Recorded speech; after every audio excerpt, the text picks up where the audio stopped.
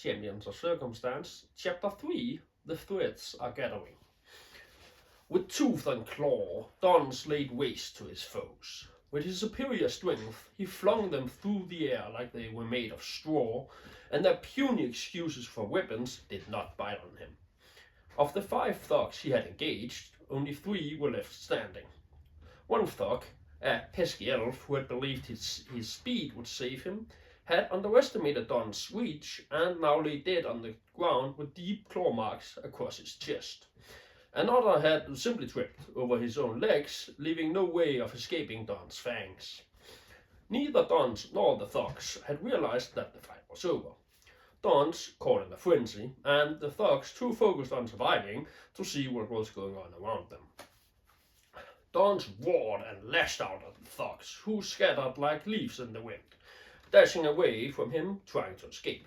Suddenly, one thug found himself caught with his back against the wall. Don saw this and snared. "Good you know, frightened little rabbit!"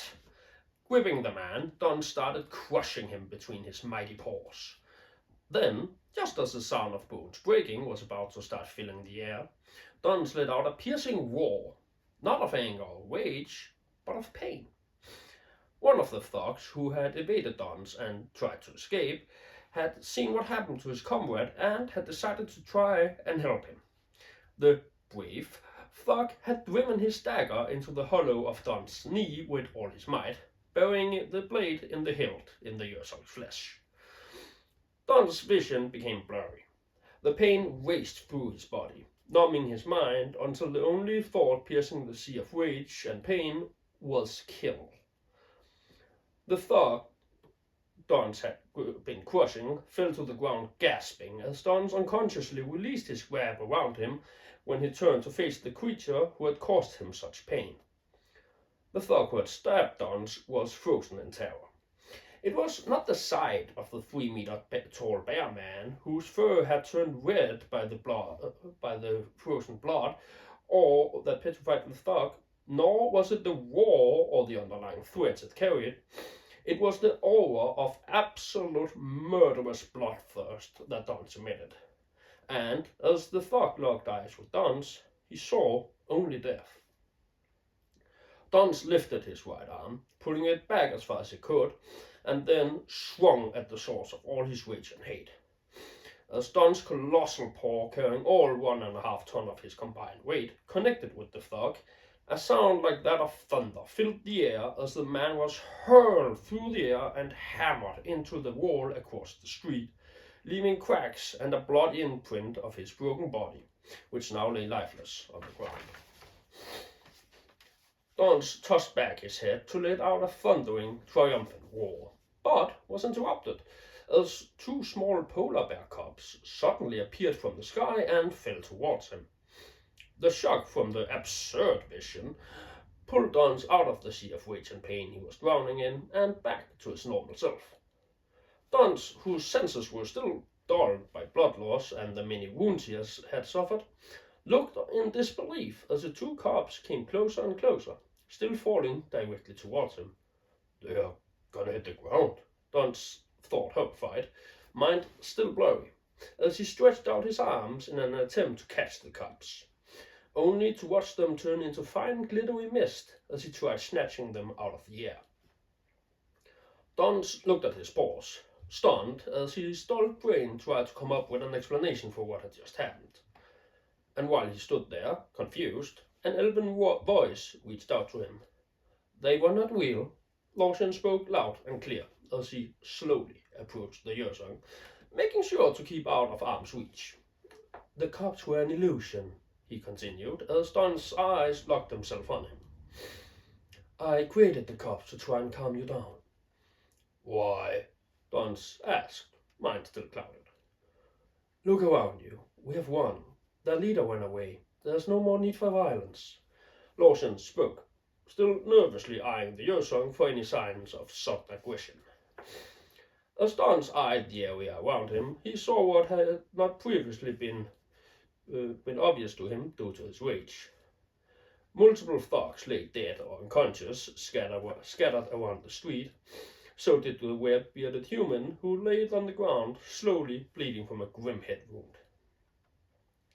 The remaining thugs seemed to have either fled or surrendered to the young guard, who eyed Dons with great caution, while the other mage sat leaning against a wall, looking like a skeleton. "It looks like you got hurt quite a lot," Dawson said, now feeling fairly comfortable with the situation. "I'm fine," Don spit. "A few scratches like this is nothing but proud years of warrior," he continued, pride in his voice. But only had he spoken the words before his legs gave in to the pain and blood loss. Don let out a grunt of pain as his knees hit the ground, and the world turned black for a moment. As the darkness lifted, he could hear the elf talk. "I might not be a doctor, but even I can see that you have lost a lot of blood, and that wound in the back of your knee looks awfully deep. Please let me help you. I don't wish to see anyone else get hurt unnecessarily today." Lawson continued as he pulled out a water skin and tore off a large piece of cloth from the dead elven thug. Dons, who had to use all of his willpower to just stay conscious, had no choice but to sit down and let the mage bandage him up. "The name is Lawson Sinding. Might I ask yours?" Lawson asked as he worked on washing and bandaging Dons' wounds. A task that was significantly harder than anticipated due to the intense cold emitting from the deep blue metal armor the Yersang wore. "Beyond Dons," Dons replied with a sneer, as the elf tightened a bandage on his right arm a little too much for comfort. While Lawson was bandaging Dons' many wounds, Ikoi sat leaned up against the wall, watching Oliver work on probably arresting the thugs who had surrendered. As Oliver finished putting the last thug in cuffs, Ikoi could hear running footsteps and a voice shouting, "It should be right here, around the corner." A group of 8 guards came rushing around the corner and into the street, swords drawn. They stumbled to a halt as they stared down the street in shock. "Oliver," one of them called out, "what in the 8 hells happened here?" "Me and Brom saw the Yersang over there chase after a pair of thieves, so we decided to follow him to ensure no one got hurt," Oliver answered as he turned towards the guards. Oliver then told him how him and Brom, as well as the 2 mages who happened to pass by, had been surrounded by the thugs and had been forced to fight for their lives. When Oliver reached the part where Brom had sacrificed himself for Ikoi, his throat tightened and tears once more filled his eyes. "Brom died for what he believed in," one of the guards said in a voice filled with sorrow, "protecting those weaker than himself." Unable to answer, Oliver just nodded. "You've been through enough, Oliver. We'll take it from here," another guard said. "Thank you," Oliver whispered. After the guards had helped Lawson finish bandaging Dons up and chained the thugs to each other so they had no chance of escaping, the man who seemed to be in charge turned to Dons, Ikoi, and Lawson. "We are going to escort you to the Happy Lamb. It's an inn where we send most adventurers, so the innkeeper can keep an eye on them. We ask that you stay there and recover until we come and get your statements." "Adventurer," Dons snapped condescendingly. Still in pain, but too proud to sit around and being cared for any longer, he slowly stood up. "I'm no damn adventurer. I'm beyond Dons of the frozen north, and I don't need nor want your help or supervision," he continued as he limped up to the wall his axe had passed halfway through. Pulling the axe out and using it as a makeshift walking stick, he slowly made his way towards the end of the street. Looking perplexed for a moment, the guard quickly collected his mind and called out to Dons again. "Did I mention that due to an agreement between the king and the innkeeper, you will stay, eat, and drink for free?" Dons stopped and turned his head. "The ale is free?" Dons asked with a hungry look in his eyes. "Yes, the ale is free," the guard answered. "In moderate amounts," he quickly added. "Well, if that's the case, I don't believe that staying in that inn for a little while would hurt," Dons said with a hungry grin. "Glad that's settled," the guard replied, turning to the other guards.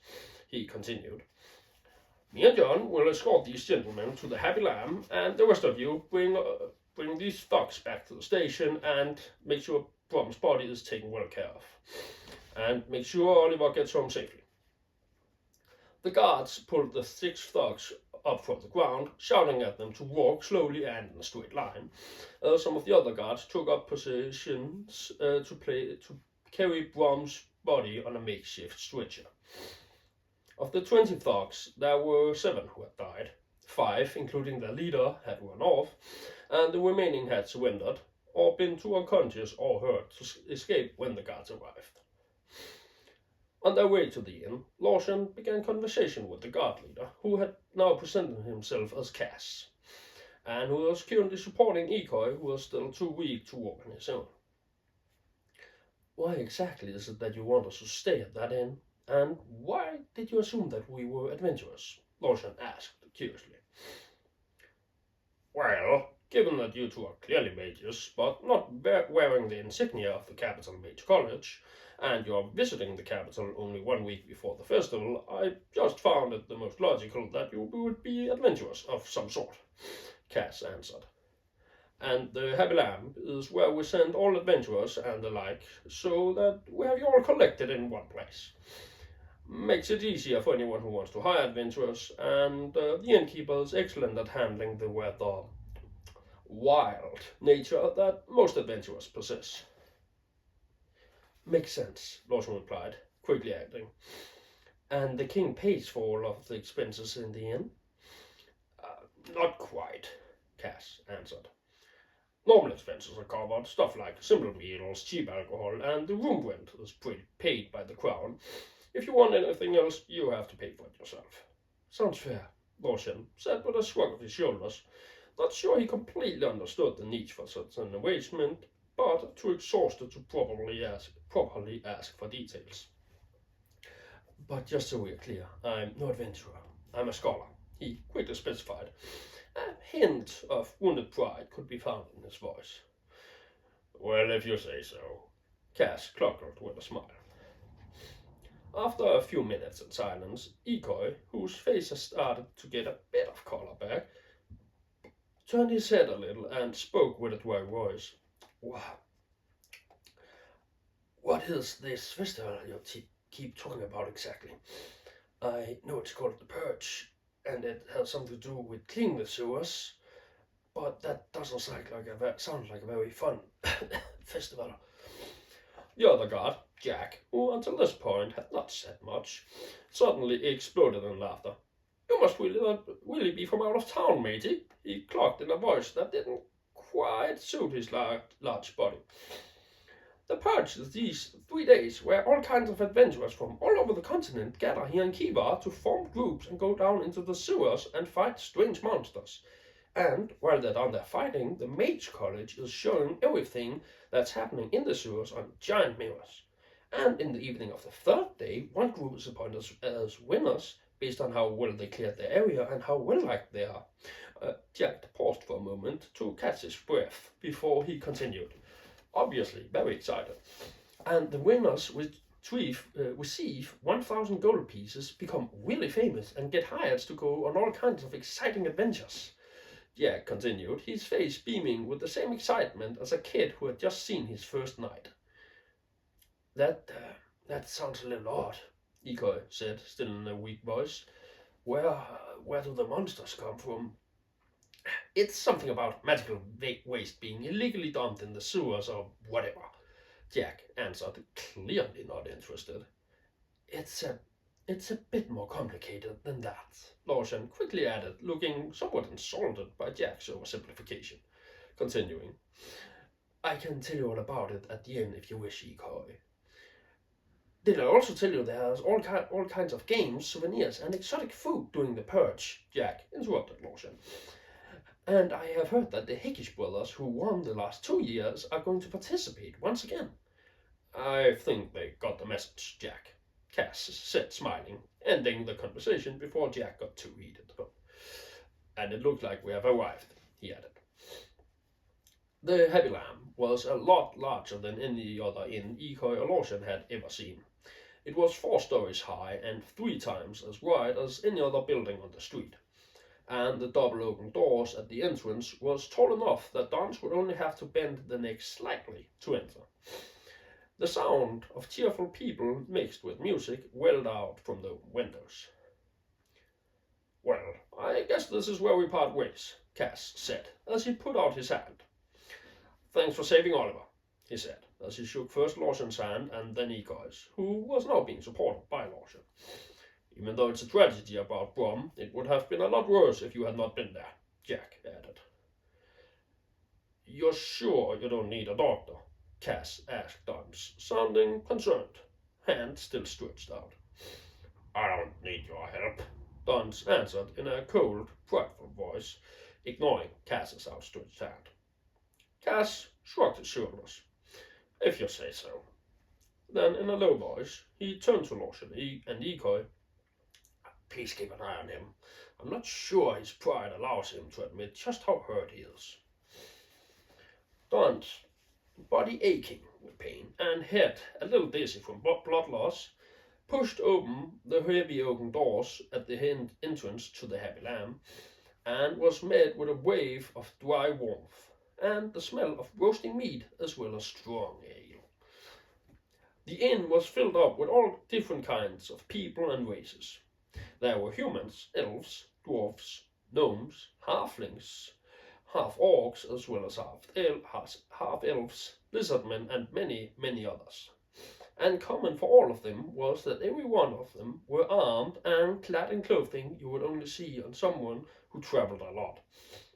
The inn was filled with a cheerful atmosphere, mixed with the music performed by a band of bards over the currently extinct fireplace. And at the bar desk, a weathered but lively-looking man with graying hair and bare, muscular arms were pouring a pair of grey-skinned humans a glass of wine each, laughing at something that had just been said. "Whoa, this place is a lot more crowded than I thought it would be," Lord Dons heard Lawson say behind him as he entered the inn. "And all of these people are adventurous. I wonder how many of them are participating in the purge." "Hey, you three!" The innkeeper's deep bass voice cut through the noisy room as a knight's sword through gobbling flesh. "Get up here and tell me your story, or a nice hot meal and a mug of ale."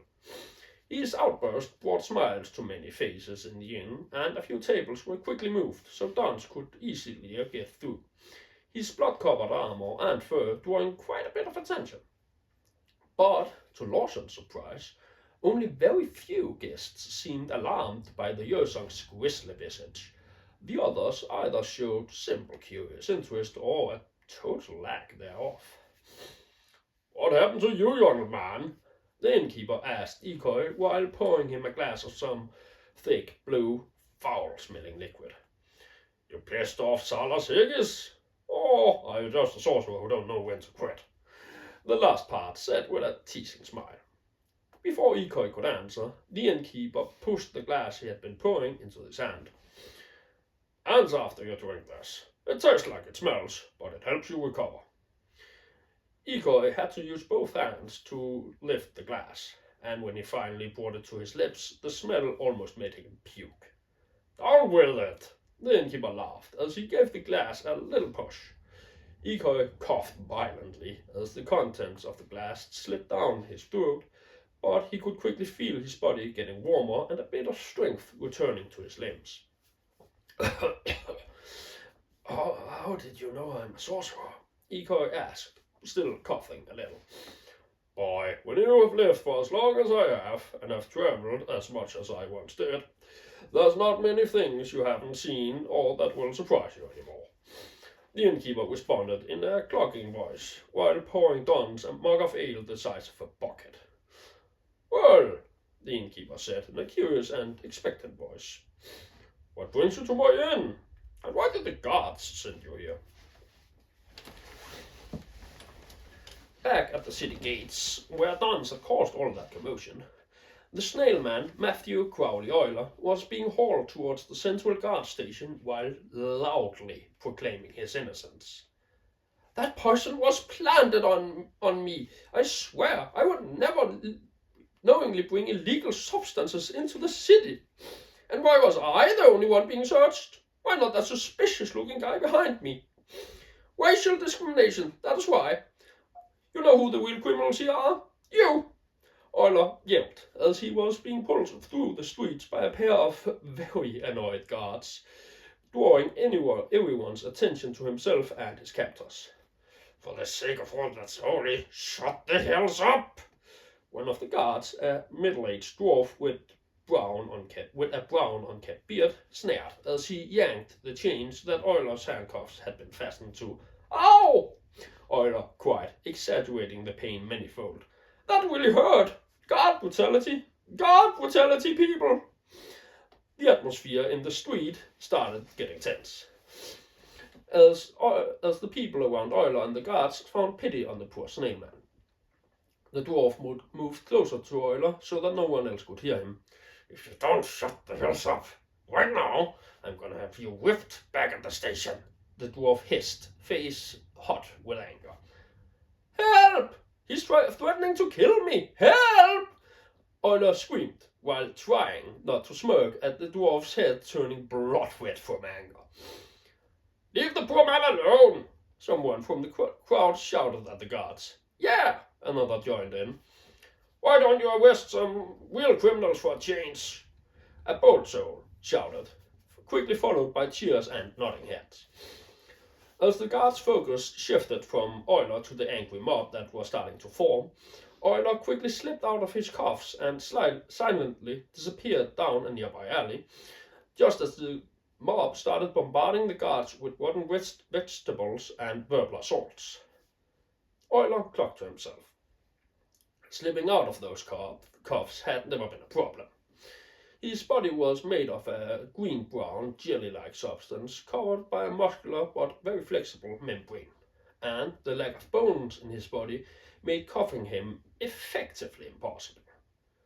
Luckily, the guards had not thought about the little details, so all he had needed to get away was a distraction, and a distraction he had created.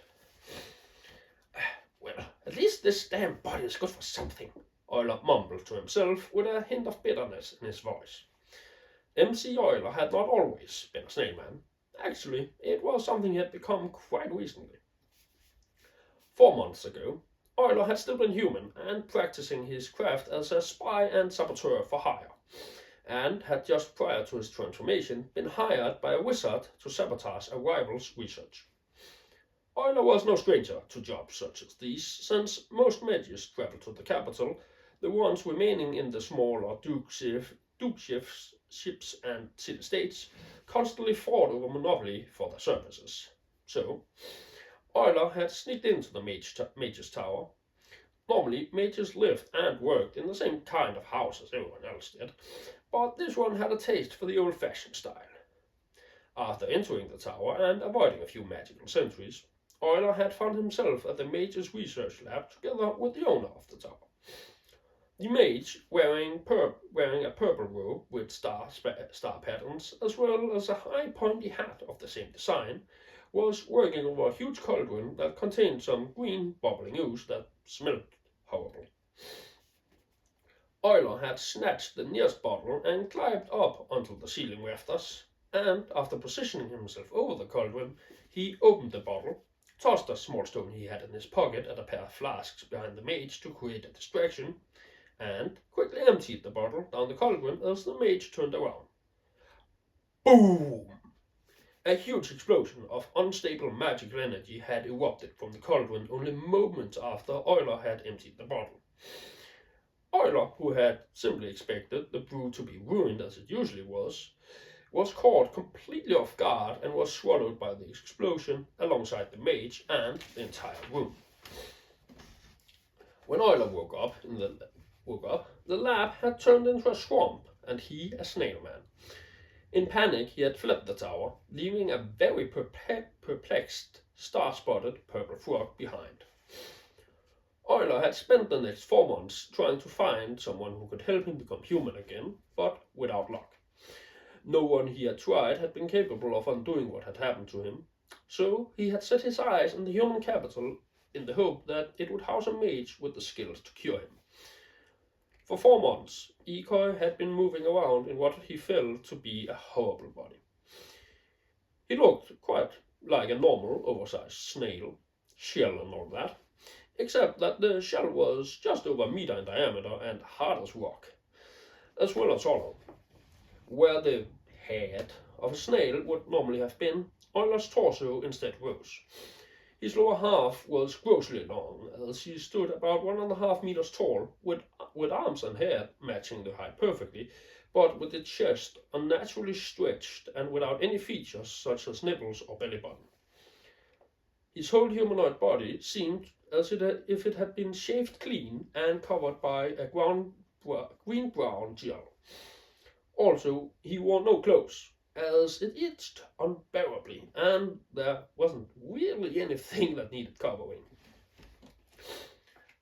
Confident that he had lost the guards, Euler was now making his way towards the Mage College. It was not hard to find, since it was a giant tower stretching towards the sky, centered in the middle of the capital. For the first time in almost 4 months, Euler was feeling high-spirited.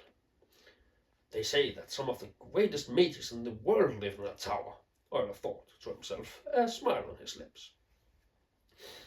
If they are really that good, curing me should be no problem. It might even be me again before nightfall. The last thought made his heart skip a beat. That means I can have steak again, Euler shouted, due to his excitement, drawing more attention to him than his body already did. The citizens of Almira, and especially the human capital, were no strangers to weird creatures and people. But a snail man was something new, and therefore drew even more attention. Euler was slowly making his way down towards the Mage College while fantasizing about eating meat and drinking wine again, something his current body was not capable of digesting, forcing him to live on vegetables and water alone, which made a culinarian such as himself suffer greatly. Euler's fantasizing was abruptly ended when he was poked in the side and that child's happy voice filled the air. "Whoa! You feel funny! What are you?" Euler looked down in surprise and saw what looked like a petrified gnome child poking him. I'm a snail man," Euler quickly replied, too surprised to say anything else. "What's a snail?" the stone child asked, with childlike curiosity in a voice that sounded much like a child's, but with a low background noise of rocks grinding against rocks. "A snail looks just like I do, just without the human torso and a lot smaller," Euler answered and quickly added, "And what are you?"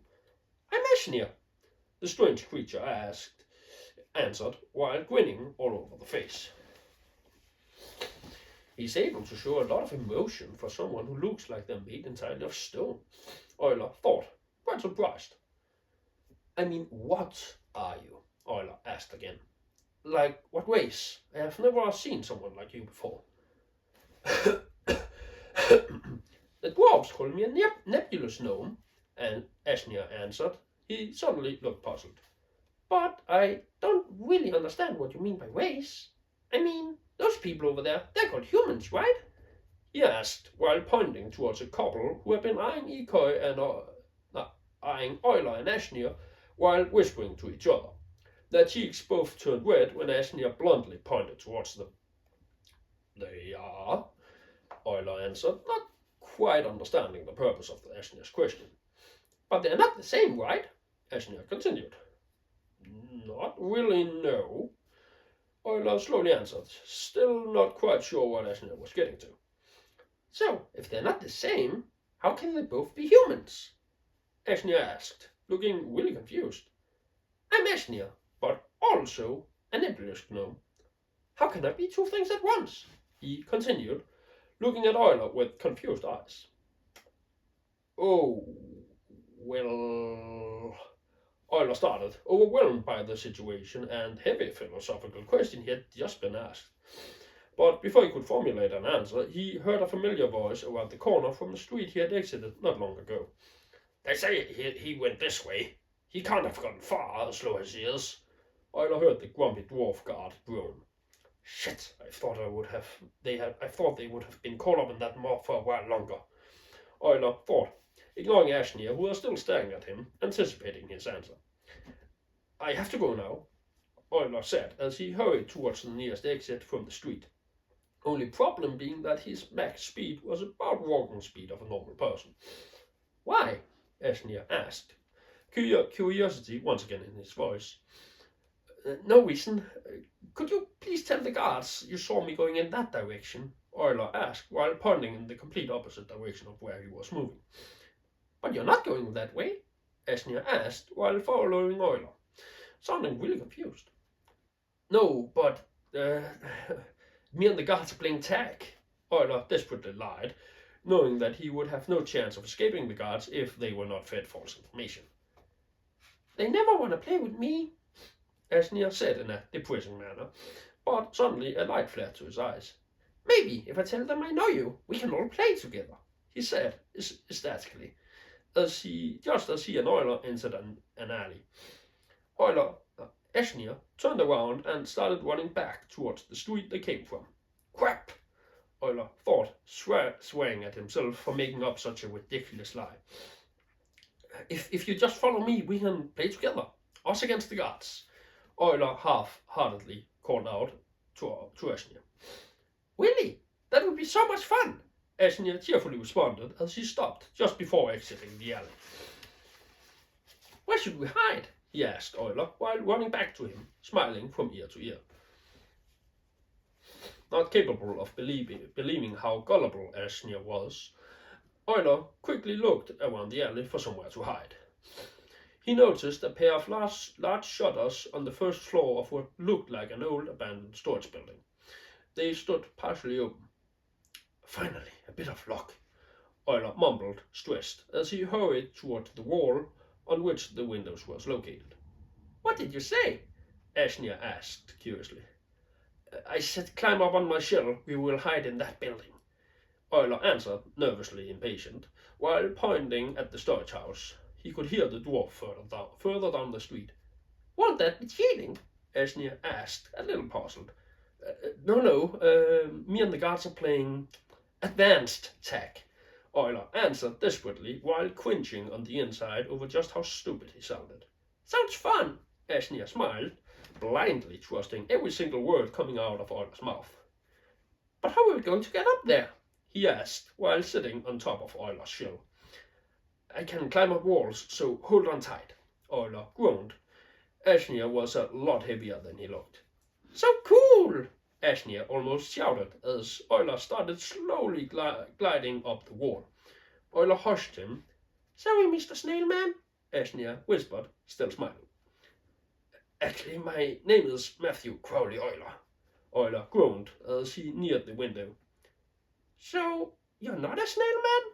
Ashnia asked, confused. I'm both, Euler groaned. How can you be two things at once? Ashnia asked, still confused. By, damn it, just call me Euler. Okay, Ashnia grinned as they slipped in through the window. As they entered the room, only dimly lit by the sparse sun streaming in through the window, looks like a good place to hide, Ashnia whispered as he jumped off Euler's shell, landing with a resounding boom that echoed through the building. Oops, Ashnia said innocently, looking embarrassed. Who's there? A voice shouted from within the building. Is it you, Katerina? It said again. Of course it's not her. Why would she be on the first floor, dummy?